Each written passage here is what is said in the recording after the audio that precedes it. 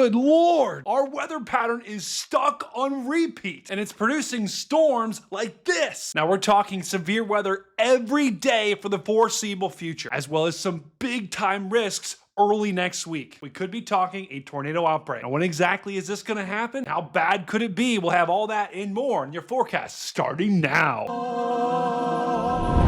All right, so let's get right into the details here. Let's start today, Wednesday, April 23rd. Now, I'm taping this about 5 p.m. Eastern, so keep that in mind if you're looking for the severe weather tonight. We do have a slight risk today for some very strong storms from the Pecos Valley down here in Texas all the way up through Kansas. That kind of looks like a dino, doesn't it?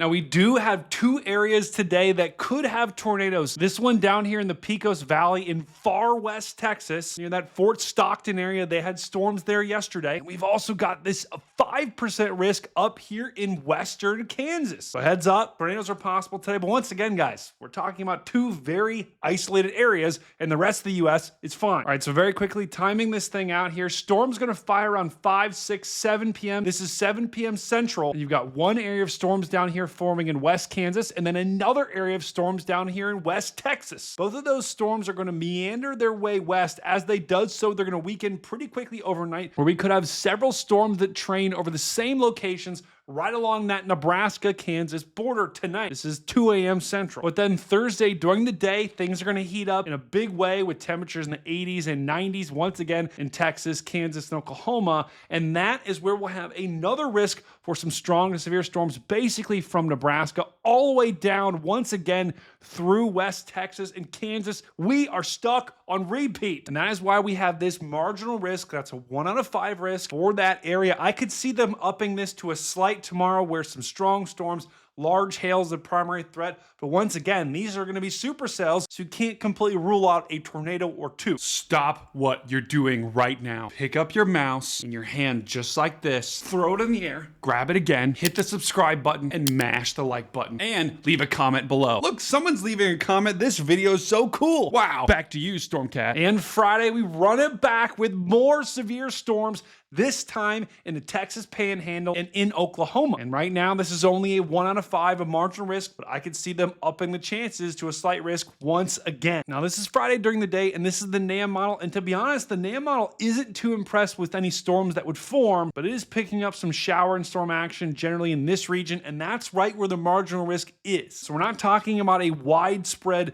bad severe weather outbreak, but a couple of supercells with hail, wind, maybe a tornado or two are definitely possible. And that's Friday. But once again, guys, I think the storms Wednesday, Thursday, and Friday, we're not talking about widespread severe weather outbreaks. These are going to be more like a couple of storms that storm chasers are tracking and following. And each of those days, 1 or 2 tornadoes could form from those supercells. Now, outside of those severe weather chances, across the rest of the United States, for the rest of us, generally things are going to be pretty quiet, except for the southeast here, where as you notice on Thursday and Friday, we've got some green popping up here. Those are daytime thunderstorms because of how hot it's going to be. We'll have storms that bubble up, drop some heavy rain on some unlucky folks, and then die out, and then one next to it will bubble up, drop heavy rain, die out, repeat over and over again until like 50% of the people get wet and then complain to their local meteorologist. And also Friday, there will likely be some rain showers that move in, maybe a couple rumbles of thunder here in the Ohio Valley, but we're not really talking about severe weather, just a little bit of a cool off from those very warm temperatures that have been in place. And then as we go into the heart of the weekend here on Saturday, could be a soggy Saturday here for the Northeast. Break out those umbrellas and break out those mops. What would you do with a mop in the rain? What am I saying? I guess you could mop your porch? I don't know. And then on Sunday, that storm system should clear on out. And for the most part across the country, we should be pretty calm and pretty quiet. That's going to change in a big way, though, on Monday. Notice this low pressure up here in the upper Midwest.